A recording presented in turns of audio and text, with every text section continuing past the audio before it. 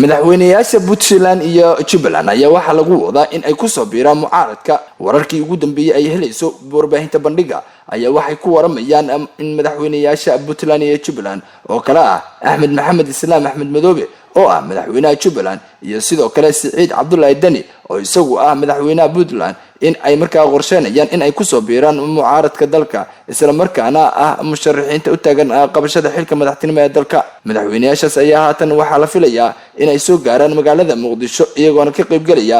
shirarka ka dhacaya Muqdisho ay yeelanayaan mucaaradka isla markaana la qeexay in uu soconayo ilaa 3 maalin mala oga sababta dhabta ee ka dambaysa arrinkan ku aadan in madaxweynayaashaasi ay ku biiraan madaxda markaasi mucaaradka ah inkastoo hore loo shaaciyay in dawladda Soomaaliya ay ka tashatay labada maamul oo kala ah maamulka Puntland iyo Jubaland waxaana haatan laga dhowr sugayaa in madaxweynayaasha Puntland iyo Jubaland ay soo gaaraan magaalada Muqdisho ee caasimadda dalka Soomaaliya oo ah halka ay ku kulmayaan ama ay ku madarsan yihiin dhammaan madaxda mucaaradka isla markaana shirka uga soconayo